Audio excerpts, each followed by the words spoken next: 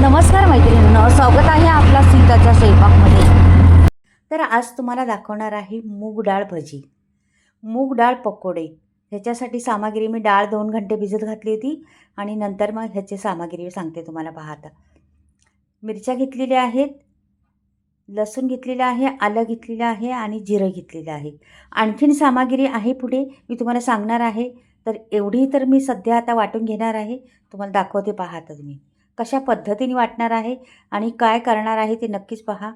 हे संपूर्ण आता घेतलेलं आहे, जिरं बिरं त्याच्यात टाकून सर्व वाटून घेणार आहे.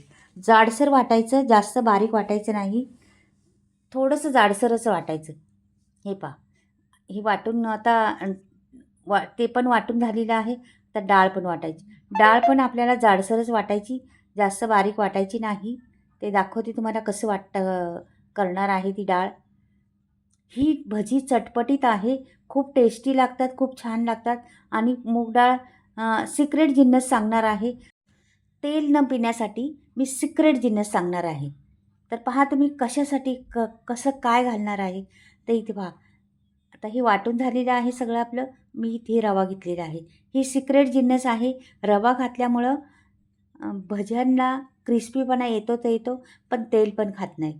म्हणून रवा घालायचा म्हणजे घालायचा, नक्की घालायचा रवा त्याच्यामध्ये. आणखीन पण पुढे भरपूर टिप्स आहेत, तुम्हाला सांगणार आहे पुढे काय केल्याने काय होतं. भरपूर टिप्स असल्यामुळं नक्कीच पहा तुम्ही व्हिडिओ. संपूर्ण व्हिडिओ पाहिला तर कळेल तुम्हाला काय केलेलं आहे याच्यातमध्ये आणि काय नाही ते. आणि कशी भजी तुम्हाला क्रिस्पी, बिना तेलकट होणारी आणि चविष्ट खमंग लागणारी ही भजी कशी तयार होतात. आता इथे रवा घातल्यामुळं घट्टपणा आलेला आहे त्याला पिठाला. तर मी आता इथे पुढे काय करते पहा. इथे चवीपुरतं मीठ घालायचं आपल्याला अंदाजे. तुम्हाला किती अळणी लागतं, कोणाला खारट लागतं, त्या पद्धतीने घाला मीठ. आणि ही मसाला वाटलेला सर्व याच्यात टाकणार आहे. मी कोथिंबीर पण वाटलेली आहे. तुम्हाला आणखीन वाटलं तुम्हाला का भरपूर सारी कोथिंबीर हवी आपल्याला, तर तुम्ही चिरून पण कोथिंबीर टाकू शकता याच्यामध्ये. तर मी वाटून घातलेली आहे. चव छान येते वाटल्यामुळं, आणि चिरून घातली तरी पण छान लागते. तर मी आता एवढीच घालणार आहे, जास्त काही घालणार नाही. तर पाणी अंदाजाने टाकायचं, का की रवा आहे त्याला पाणी खेचणार, म्हणून अंदाजाने थोडं थोडं करून पाणी टाकायचं त्याच्यात. आता ह्याच्यात मी सोडा नाही वापरलेला. पुढे काय सांगणार आहे पहा आणखी. आत्ता सोडा नाही वापरला मी, पण पुढे काय होते पहा तुम्ही. व्हिडिओ पहा, संपूर्णच कळेल तुम्हाला. अगदी साध्या सोप्या पद्धतीत चटपटीत भजी. 4 वाजेच्या नाश्त्यासाठी उत्तम तऱ्हेचे नाश्ता आहे हा. खरंच आता थंडी पडलेली आहे भरपूर. अगदी मस्त थंडीमध्ये ह्याचा स्वाद घेतला तर फारच छान. खूप टेस्टी लागतं, खूप छान लागतो. थोडीशी हळद टाकायची रंगासाठी, रंग छान आला पाहिजे आणखीन त्याला मस्त, म्हणून थोडीशी मी हळद टाकलेली आहे.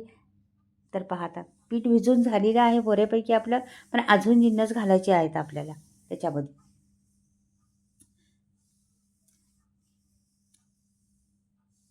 एकदम मस्त पीठ झालेलं आहे, दिसते पण छान पहा पीठ. तर ह्याला थोडा वेळ मी झाकून ठेवणार आहे, नंतर जिन्नस घालणार आहे काय घालायचं ते. आता इथे मी चटणी वाटून घेणार आहे. हिरवी चटणी वाटणार आहे. टेस्टी खूप छान लागते हिरव्या चटणीबरोबर, ते खायला अगदी उत्तम तऱ्हेने बनतात. इथे भरपूर सारी कोथिंबीर घातलेली आहे, पुदिना पण घातलेला आहे, मिरच्या पण घातलेल्या आहेत. पहा बरं, थोडासा आल्याचा तुकडा पण टाकायचा आपल्याला. तुम्हाला लसूण टाकायचा असला तर टाकू शकता. आत्ता मी तर नाही टाकला लसूण. लसणाने पण छान टेस्ट येते चटणीला. तर ही चटणी वाटून झालेली आहे, मी ओतून ठेवते वाटीमध्ये. हे पहा, रंगही फार सुंदर आलेला आहे चटणीला. पहा किती छान दिसती. थोडासा तेलाचा तडका मी देणार आहे त्याच्यावर, म्हणजे छान वाटते, चविष्ट लागते, दिसते आणि चमकदार चटणी दिसते आणि काळी पडत नाही. मेन गोष्ट, चटणीला तेल टाकल्यानंतर चटणी काळी पडत नाही. छोटे छोटे टिप्स आहेत मैत्रिणींनो, त्या लक्षात घेऊन व्हिडिओ बनवत जा. आणि लक्षात घ्या कशाने काय होतं. तर थोडंसं तेल टाकल्यामुळं चटणी काळी पडत नाही त्याच्यात. तर मी दुसऱ्या भांड्यात भरून घेतलेली आहे. तडका पण झालेला आहे, चटणी बी रंगीत मस्त झालेली आहे. आता इथे पहा मी घेतलेलं आहे. आता इथे सिक्रेट जिन्नस आहे पहा. इथे धणे अख्खे घेतलेले आहेत. हे पहा, क्रश करायचे धणे थोडेसे खलबत्त्यामध्ये. एक एक जिन्नस स्टेप बाय स्टेप टाकायची असते, ती तुम्हाला दाखवते, त्या पद्धतीने टाका तुम्ही. अगदी तुमची कुठलीही रेसिपी फसणार नाही. ह्याला स्टेप महत्त्वाचे आहे. ह्या स्टेपनीच करायचं सर्व. त्याच्यामुळे कुठलीही रेसिपी फसत नाही. आता मी धने टाकते. थोडेसे टाकायचे, अजून थोडेच टाकते मी. सर्व नाही टाकणार, की कमी आहे सामग्री आपली म्हणून. हे पहा, आता इथे मी सफेद तीळ टाकलेले आहेत. सफेद तीळ थंडीत तर खावंच उत्तम असतात. कशा ना कशा पोटात गेले पाहिजे आपल्या सफेद तीळ. त्याच्यामुळे सफेद तीळ खावं. कॅल्शियमनी भरपूर भरलेले सफेद तीळ असतात. थोडासा ओवा टाकलेला आहे. छान लागतो ओवा, टेस्टी लागतो आणि त्याच्यात स्वाद छान येतो म्हणून ओवा पण टाकायचं. आता मीठ पण टाकलेले आहे. आता मी कांदा टाकते. जाडसर थोडासा कापायचा, लय बारीक कापायचा नाही कांदा, मिडियमच कापायचा आणि हे मिक्स करून घ्यायचं छान. पहा, अगदीच घरातल्याच सामग्रीमध्ये बनते ही रेसिपी, पण फार उत्तम, तोंडाला चव आणणारी, चटपटीत. तुम्ही मुलांना टिफिनमध्ये देऊ शकता किंवा नाश्त्यासाठी बी उपयोगी पडणार तुम्हाला, किंवा जेवणासाठी तोंडी लावण्यासाठी बी उपयोगी पडणार. बऱ्याच जागी तुम्हाला ही रेसिपी उपयोगी पडणार आहे. नक्कीच करून पहा. तर मी तेल तापायला ठेवले, ते 2 मी टाकून पण बघितले, तर तेल तापलेलं आहे आपले. तर आता पहा, मी सोडणार आहे त्याच्यामध्ये. छोटे छोटे सोडायचे, मोठे नाही सोडायचे. बघा, डाळ आपली कच्चीच आहे, सगळी सामग्री कच्चीच आहे, पण मोठे करायचे नाही, छोटेच करायचे. छान दिसतात पण छोटे छोटे, खायला बी, मुलांना बी द्यायला पण छान. म्हणजे सर्वच प्रकारे छोटे केल्यामुळे छान होतात. पहा, कुरकुरीतपणा येण्यासाठी तुम्ही तर रवा टाकलेलाच आहे. रवा टाकल्यामुळं त्याला क्रिस्पीपणा येतो, कुरकुरीतपणा येतो, म्हणून रवा टाकायचा त्यात थोडासा. एक एक वाटी मूग डाळ असली तर 1 चमचा टाकला तरी पुरेसा आहे. तर तुम्ही नक्कीच या पद्धतीने करून पहा. तुमची पकोडे म्हणा, भजी म्हणा, काही पण बोलले तरी चालेल, पण खूपच उत्तम होणार आहे. चांगलं मिडियम आचवर मस्त त्याला शेकवून घ्यायचं. रंग एकदम असा गुलाबी चॉकलेटी कलरचा रंग आला पाहिजे, अशा पद्धतीने त्याला भाजायचे व्यवस्थिशीर. जास्त फास्ट गॅस करायचा नाही, स्लो गॅसवरच त्याला भाजायचे.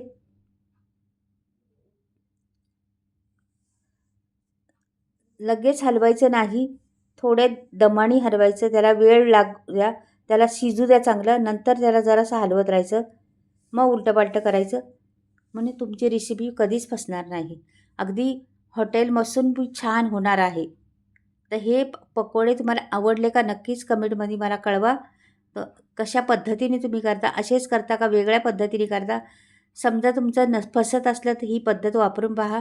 खूप टेस्टी लागतं, खूप छान लागतात हे पकोडे.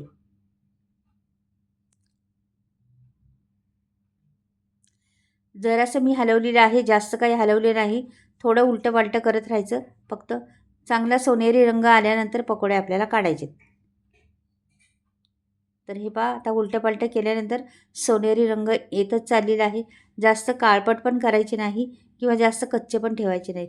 मीडियममध्ये शेकवून घ्यायचे पकोडे. मूग पकोडे खूप हेल्दी पण आहेत आणि खायला बी तेवढे टेस्टी लागतात. नक्कीच करून पहा एकदा. या पद्धतीने केले तर तुमची कधीच फसणार नाही. टिप्स सांगितल्या आहेत त्या लक्षात ठेवा. तुमचे पकोडे कधीच फसणार नाही. होऊन दे जरा चांगले. मैत्रिणींनो, माझे जर पकोडे आवडले तर नक्कीच चॅनलला सबस्क्राईब करा, लाईक करा आणि कमेंटमध्ये लिहून पण पाठवा कसे वाटले पकोडे. तुम्ही करता का या पद्धतीने, का वेगळी पद्धत आहे तुमची? नक्कीच मला कळवा. आणि वेगळं काय चेंज करायचं असलं ते पण सांगा, का ताई हे टाकल्यामुळे हे झालं असतं, ते टाकल्यामुळे ते झालं असतं. असं सांगितलं, तुमची पद्धत जरा मला कळाली तर मी आणखीन वेगळ्या पद्धतीने तुम्हाला दाखवू शकते किंवा दुसऱ्याला बी सांगू शकते. मैत्रिणींना मला बऱ्याच बायकांची रेसिपी आलेल्या आहेत, का ताई ही रेसिपी अशा अशा पद्धतीने करून दाखवा म्हणून. तर मी 1-2 रेसिपी दाखवल्या आहेत त्यांच्या पद्धतीने. तर खूप तुम्हाला वाटलं तर तुम्ही पण सांगू शकतात. नवीन काही रेसिपी असली ती पण सांगू शकता, मी दाखवत जाईन तुमची रेसिपी. हे बघा, आता छान असे क्रिस्पी रंगाचे झालेले आहेत. त्याच्याबरोबर सोबतीने चटणी आणि हे पकोडे, त्याच्यावर तुम्ही टमाटा केचप बी खाऊ शकता. म्हणजे अनेक प्रकार आहेत. आता पुढे सांगा पाकते, याच्यात तेल टाकायचं. दुसरी एक तुम्हाला टिप्स सांगते, याच्यात तेल टाकायचं आणि थोडासा सोडा टाकायचा. ह्याच्यामुळे काय होतं, साईज बारीक धरायची आणि फुलतं ते आणखीन. बिना सोड्याची पण करून दाखवली आहे तुम्हाला आणि सोड्यावाली बी करून दाखवली आहे. कुठल्याही पद्धत घेऊ शकता तुम्ही. ही बी करू शकता, ती पण करू शकता. पहा आता परत सोडते मी आणि हे असे पकोडे बनवून घेते परत. हे बघा आता आता हे सोडा घालून तेल घातलेलं आहे जरासं, दुसरं काही घातलं नाही. मग ह्याला पण अशा पद्धतीने पण होऊ शकतात. ह्याला जरा उलटंपालटं करायचं, जरा आणखी थोडंसं शिजून द्यायचं चांगलं. मेन गोष्ट शिजलं पाहिजे चांगलं, कुरकुरीतपणा आला पाहिजे, जराही तेलकट नाही. तेल जरासुद्धा खात नाही आहे तेवढंच तेल परत राहणार त्याच्यात असं.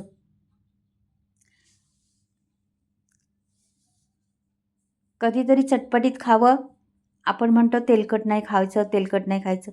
पण कधीतरी खायला कांदा भजी किंवा मुगाची भजी किंवा आपले बेसन भजी कधीतरी करायची. कधीतरी तोंडाला 2 महिन्यांनी 3 महिन्यांनी केली तरी चालेल. पण तोंडाला चव येते, छान वाटतं कधीतरी. आणि तुम्ही बाहेर घेऊन गेलं नाही, ही भजी जर तुम्ही बाहेर घेऊन गेलं ना, तरी 4-5 घंटे आरामशीर अशीच्या अशी राहते. काहीच होत नाही तिला. कुरकुरीतपणा त्याच्यात भरपूर आलेला आहे रवा टाकल्यामुळं आणि ते छान टेस्टी बनलेली आहेत आणि तेल नाही खात त्याच्यामुळं. म्हणजे अशा पद्धतीने एकदा केली तर खरंच तुमचं वाहवाच होईन, तुम्हाला शाबासकीच भेटेल घरामध्ये का छान झाली म्हणून. कशा पद्धतीने कशी केली, काय घातलं म्हणून असं नक्कीच विचारतील तुम्हाला खाणारी. एवढी टेस्टी कशी वाटली तुम्हाला अशा पद्धतीने विचारते मैत्रिणींनो. आणि दुसरी गोष्ट, माझी मसाल्याचा स्टॉक आलेला आहे. तुम्हाला घ्यायचा असला तर मी स्क्रीनवर पुढे नंबर देणार आहे, तुम्ही घेऊ शकता. सगळे मसाले बिना केमिकल आहेत, चुलीवर भाजलेले आहेत आणि डंकावर कुटलेले पण आहेत. बरेचसे मसाले आहेत भरपूर. तुम्ही स्क्रीनवर नंबर देणार आहे, फोन करू शकता. आता मी काढलेले आहेत, पहा सुंदर दिसतात, रंगही फार सुंदर दिसतं. टमॅटो केचप बी ठेवलेले आहे आणि ती चटणी बी ठेवलेली आहे. तुम्हाला आवडलं तर नक्की चॅनलला सबस्क्राईब करा, लाईक करा आणि कसे वाटले पकोडे ते बी पाठवा मला. तर पहा बरं किती सुंदर दिसतात, किती रंग छान दिसतो. अशा तऱ्हेने पकोडे मी करून घेतात. दुसऱ्या ह्याच्यात पण ओतून दाखविते मी. सर्व माझी झालेले आहेत पकोडे, ताटात ओतून दाखविते. आणि हे सर्व पकोडे पहा तुम्ही एकदम. पहा मिरच्या पण तळल्या होत्या मी 2-3, त्या पण टाकल्या मीठ लावून. बाय.